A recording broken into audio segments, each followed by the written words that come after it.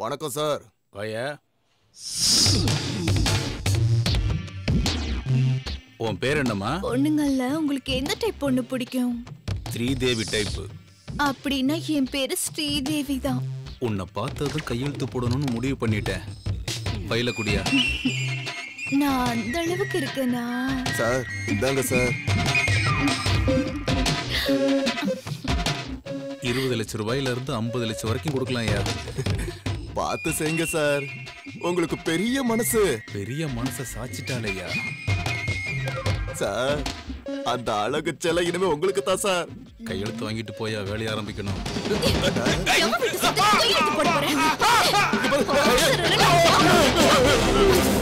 ஏன் ஏதாவது தப்பா நடந்துக்கிட்டானா? நடந்திருந்தானா கொன்னு இருப்பேன். ஏன் கண் முன்னாடியே கவர்மெண்ட் சொத்துல இவன் வீட்டு சொத்து மாதிரி கையெழுத்து போட போனா என்னால தாங்கவே முடியல.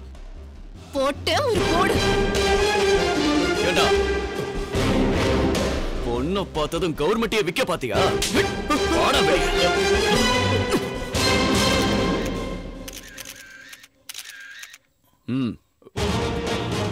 இது சீக்ரெட் கேமரா. இதுல ஷூட் பண்ணதை உங்க சேனல்ல பிரேக்கிங் நியூஸா போடுங்க. நான் சொல்ற ரூல் இருக்கிற ரூலை பிரேக் பண்றதா இருக்கணும். கவர்மெண்ட் பணங்கிறது ஏழை பாழங்க கஷ்டப்பட்டு கட்டுற பணம். மக்கள் பணத்தை பாதுகாக்க வேண்டிய பொறுப்பு ஒவ்வொரு அதிகாரிக்கும் அரசியல்வாதிக்கும் தான் இருக்கு. இன்னில இருந்து ரோடா இருந்தாலும் சரி, பில்டிங்கா இருந்தாலும் சரி, எப்ப ஆரம்பிக்குது, எப்படி நடக்குது, எப்ப பினிஷ் ஆகுது, எந்த ஆபீசர் கையெழுத்து போட்டா, எந்த கான்ட்ராக்டர் கட்டினா, அவனோட அட்ரஸ், போன் நம்பர், டீடைல்ஸ் எல்லாம் மக்களுக்கு தெரிஞ்சாகணும். குறிச்ச டைம்ல குறிச்ச பட்ஜெட்ல ப்ராஜெக்ட முடிச்சு கொடுக்காம இருந்தா அதுக்கு சம்பந்தப்பட்ட ஆபீசர்ஸ், கான்ட்ராக்டர்ஸோட அத்தனை சொத்தையும் நான் சீஸ் பண்ணுவேன். Good action sir. நீங்க தேர்ந்தெடுக்கிற அரசியல்வாதி அயோக்கியனா இருந்தா 5 வருஷம் தான் மக்கள் கிட்ட புடுங்கி தின்னுவான். அதே ஒரு கவர்மெண்ட் சர்வெண்டா இருந்தா 30 வருஷம் மக்கள் கிட்ட அட்டை மாதிரி உறிஞ்சிக்கிட்டே இருப்பான். இப்படிப்பட்ட போனம் திண்ணிகளை, ஊழல் பெருச்சாளிகளை கையால் அடிச்சாலும் சரி, செருப்பால் அடிச்சாலும் சரி, மக்கள் இஷ்டம். இது குற்றமாகாதா சார்? ஆகாத. Break the rules. No FIR, no court, no judgment. Only punish. சட்டத்தை திருத்தணும்னா ஹிட்லரா மாறணும். ஹிட்லரா இருக்கணும். இருப்ப. ஃபைல்ஸை கொண்டு வா.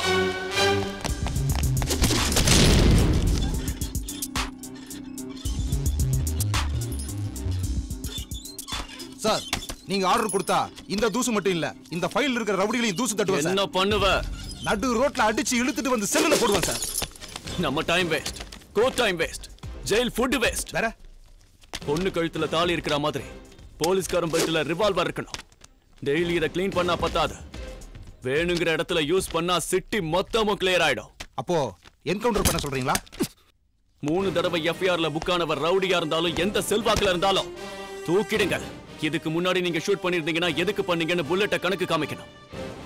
இனி நீங்க ஷூட் பண்ணலன்னா ஏன் பண்ணலன்னு எனக்கு காரணம் சொல்லி ஆகணும். சார், டெய்லி இந்த துப்பாக்கியை தொடப்பேன் சார். இதனால எந்த பிரயோஜனமும் இல்லையேன்னு கவலைப்பட்டுக்கிட்டே இருப்பேன் சார். நான் ரிட்டையர் ஆகிறதுக்குள்ள ஒரு தடவையாவது இதை பயன்படுத்துற சான்ஸ் வராதான்னு ஏங்கணும் சார். சார், நாளைக்கு நான் ரிட்டையர் ஆக போறேன் சார். போதும் சார், இன்னைக்கு ஒரு நாள் நான் போலீஸ்காரனா வாழ்ந்துட்டேன் சார். தப்பா ஏதாவது பேசிட்டேனா சார்? எங்க அப்பாவை ஞாபகப்படுத்திட்டீங்க.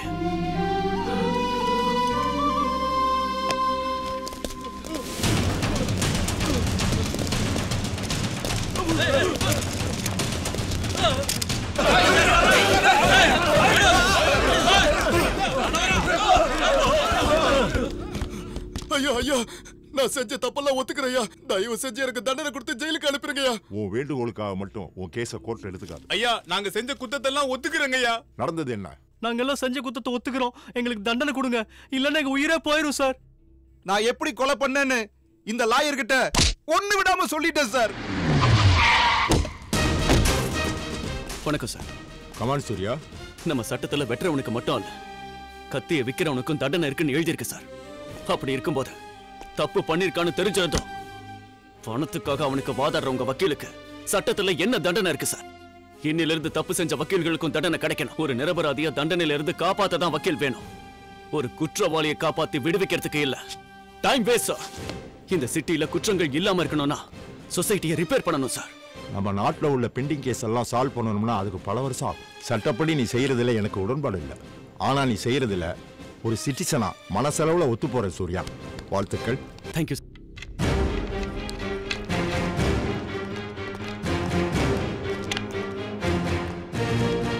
Welcome officers.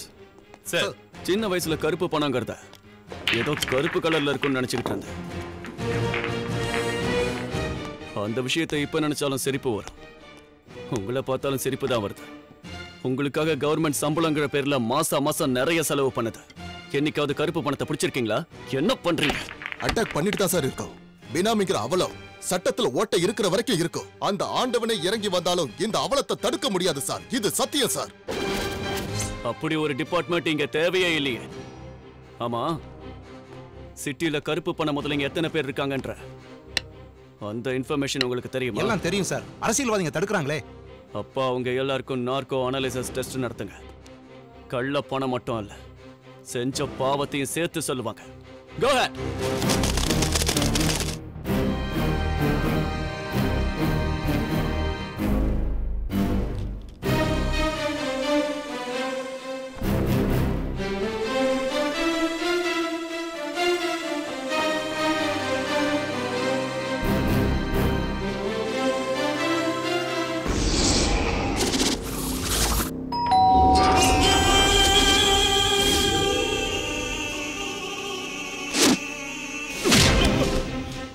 கள்ளச்சாராயத்துல ஆரம்பிச்ச உன் வாழ்க்கை கலப்பட விதையிலையும் கலப்பட உரத்திலையும் டெவலப் ஆச்சு. கலப்படத்துல ஏழை பாழைங்க உயிரை பணைய வச்ச ஸ்விஸ் பேங்க்ல பணம் போடுற அளவுக்கு வளர்ந்து நிக்கிற.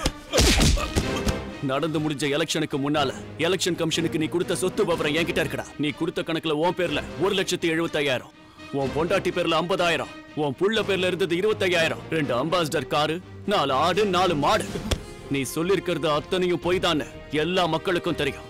சிட்டில 25 கோடியில 2 வீடு, சிட்டி அவுட்டர்ல 1000 ஏக்கர் நிலம், 5 ஆடி கார், 500 கிலோல 24 கேரட் தங்கம். இதெல்லாம் பொதுமக்கள் கிட்ட இருந்து கொள்ளையடிச்சதானே? மறைக்கிறதானடா உங்க வேலையே. தப்பு பண்ணவன் கடவுள் கிட்ட நான் தான் எல்லாத்தையும் பண்ணனு ஒத்துக்கிறான். அது பயம் இல்ல, கடவுள் எதுவும் பண்ண மாட்டாருங்கிற தைரியம். நான் சொல்றது உண்மைதான். பகவத்கீதை மேல சத்தியம் பண்ணுவாங்க. அதுல ஒரு உண்மையா இருக்காது. ஏன் தெரியுமா? பகவானுக்கே பயப்படாதவன் பகவத்கீதைக்கா பயந்துட போறான்.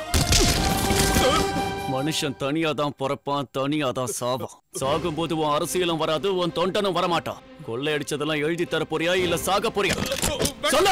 எனக்கு கொண்டாத, நான் எழுதி கொடுத்துறேன். அப்ப இந்த பேப்பர்ல கையெழுத்து போடு.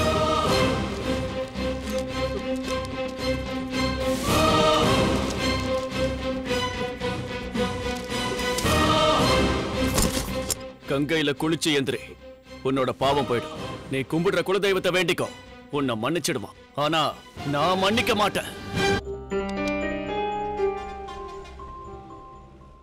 சட்டமே கரப்ஷனில் ஈடுபடும் போது சாதாரண மக்களுடைய கதி என்ன?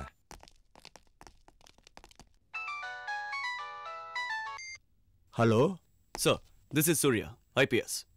Del me Surya. மக்களை ஏமாத்தி சம்பாதிச்ச ஃபேமஸ் சாஃப்ட்வேர் கம்பெனியோட ஸ்விஸ் பேங்க் கோட் கிடைச்சிருக்கு சார். அதுல கருப்பு பணம் மட்டும் 25,000 கோடி. அப்படியா? அந்த கோட் நம்பர் பயன்படுத்தி I will transfer that money to Reserve Bank. Okay. உங்களால நம்ப முடியலனாலும் நான் நம்புறேன். என்ன மாதிரியே பப்ளிக்க நம்புறாங்க. அதுக்காக தான் ஸ்விஸ் பேங்க் அக்கௌண்ட்டோட கோட் நம்பர் ஓபன் பண்ணும்போது நம்ம நாட்டில் இருக்கிற அத்தனை பேரும் மணி டிரான்ஸ்ஃபர் ஆகிறத பார்க்கணும். நாடு ஏன் வறுமையா இருக்குன்னு பப்ளிக் எல்லாரும் தெரிஞ்சுக்கணும் sir. Okay Surya.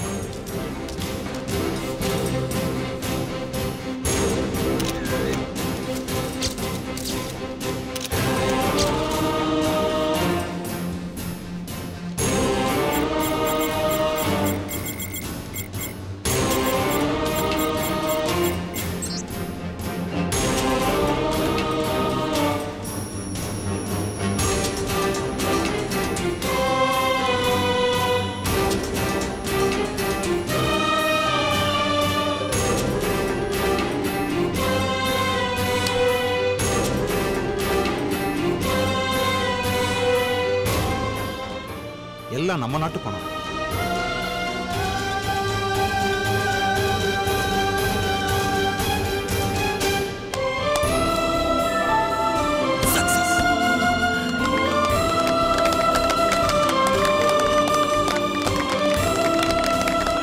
Salute Surya.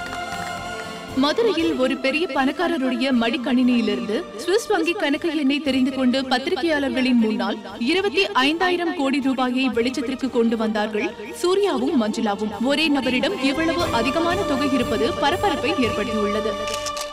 Enforcement செய்ய முடியாத ஒரு காரியத்தை உங்களால் எப்படி சாதிக்க முடிஞ்சது சார்? இப்படி கொள்ளையடிக்கிற பணம் எல்லாம் யாருது? நடுத்தர குடும்பத்தோடது. தினமும் 18 மணி நேரம் வேலை செஞ்சுட்டு இன்னமும் பசியில வாடுற ஏழையோடது. சம்பாதிக்காமலேயே டாக்ஸ் கட்டுறவங்களோடது. இந்த பணம் எல்லாம் ஒவ்வொரு தாய் இது, தங்க இது, அண்ணன் இது, தம்பி இது, சொல்ல போனா ஒவ்வொரு இந்தியன். இனிமேலாவது கண்ணை தரங்க. நம்ம மட்டும் நேர்மையா இருந்தா பத்தாது, அடுத்தவனும் அப்படி இருக்கானான்னு கவனிக்கணும். அது நம்ம கடமை. எல்லாரும் இதுல உறுதியா இருப்போம்.